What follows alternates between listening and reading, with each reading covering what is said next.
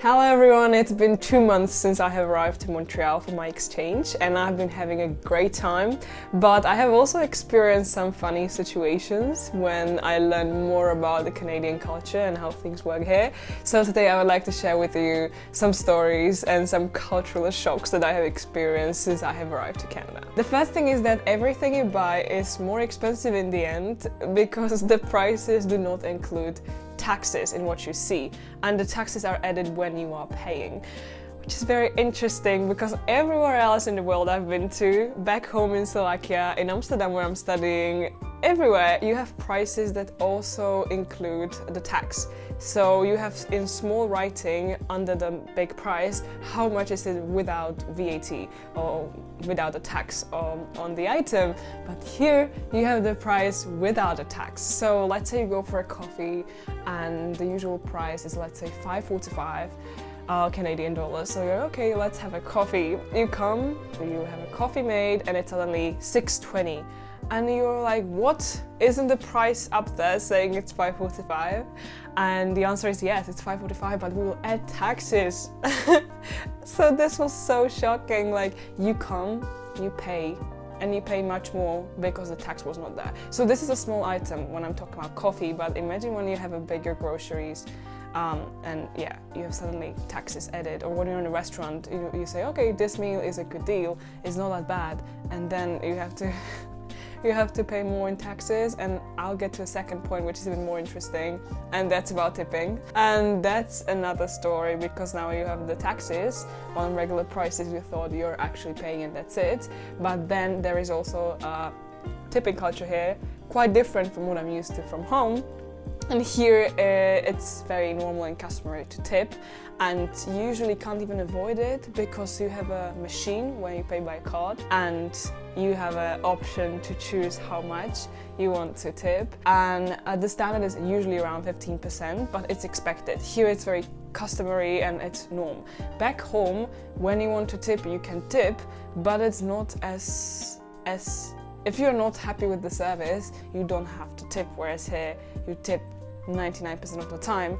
And for me this was quite shocking that, okay, this is very normal here to tip. So this is the second thing I have been very shocked when I came to Montreal. This is something that I've never experienced before, so it was very interesting. Of course, if you don't want to, you don't have to tip, but it's very normal here, so if you don't tip, they know you're a tourist or you are considered rude, so it's good to do at least those 15%. But it's very weird because back home you tip only when it's something like really exceptional and you're very happy with the service, whereas here it's like a normal thing. So I was very surprised by this, that you have to tip. It's also interesting because when you pay 10-15% on top of every purchase you do outside of your campus, where I pay with the student card, then as an international student you have to think how your expenses are gonna grow if you eat out a lot. Yeah, but now I learned something new. It's different how it works here. I don't think it's better or worse, it's just different. And I'm very happy that I can embrace this new cultural aspect of living in Montreal, that I'm learning these type of things. This also helps me evolve as a person further and understand different culture from a local perspective. Another thing I found very interesting when I arrived here is how crossroads work, or better to say, don't work. I'm used to zebra, like you see that, okay, here you can cross. Here they don't have the crossing zebra, like you don't see it everywhere. Sometimes it is there, but most of the time it is not there. And then I'm used to red and green light, so I know where I need to stop and I know where I need to go. Here there is just one man who is in white when you can cross, and then there is a orange hand, which means you have to stop. It's so weird that it's like white when you can go and then orange when you have to get ready to stop walking. You can keep talking. You have to stop walking when there is the orange hand, but you need to get ready before because the orange hand is gonna appear very soon when the time goes down. But it's just so confusing. This is something I was also not used to, and suddenly I need to follow this different system of walking around the city, and especially it's frustrating when there is no thing on the road. So sometimes it's just road without any distinctions between, okay, now people can cross here and cars are going everywhere. So this has been very interesting, and another thing that I have added to my list of things that I was not used to before, but now I know how roads work here and how I can safely cross the street. I let my biggest cultural shock as the last one, because this one is one I have not wrapped my head around until this point, and I've been here for 2 months.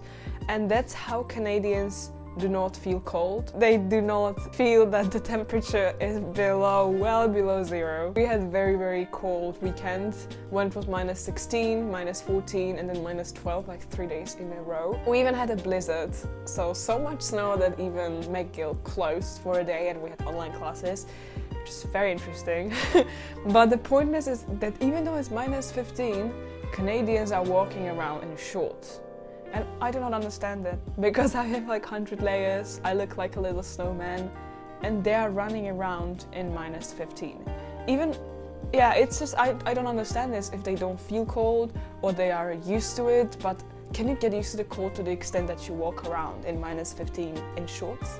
I do not think so, and I still think that the body somehow regulates the temperature and tells you that, okay, now it's too cold, you need to put some more layers. But no, it doesn't work for Canadians. They walk around with shorts. They even run on the snow. Like, I'm walking on the pavement and people are running around me on the snow, like the pavement is full of snow, covered by snow, and they are running. I don't understand this. And yeah, even though you are living here, I don't think it's possible to get used to such low temperatures. I have been enjoying the snow, I have to say.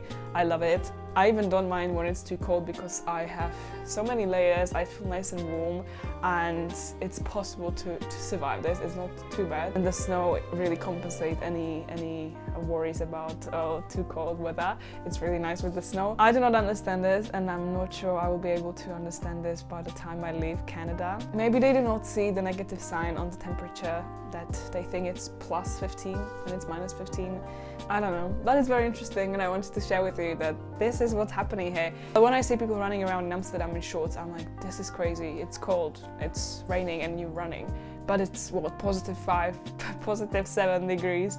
Now they're running in -15. Can someone explain this to me? The advantage of this is that I'll never feel cold when I go back to Amsterdam. Never ever. Last year it got maybe -1 was the coldest. Here when it's -1, it's summer starting. When it's -1 here, I think I'm gonna celebrate. This week was quite warm. We had positive temperatures from Monday to Thursday, and it was like +2, +3, but I felt amazing. I felt like it's very warm. But it's understandable, because when it's -15 and suddenly it's 3, you feel like it's very warm. But yeah, I've been enjoying my time here very much. It's been great. I love it here. And I wanted to share with you these extraordinary things I have been experiencing here. If you like the video, please give it a thumbs up and subscribe to the channel, and I'll be looking forward to seeing you next time. Bye!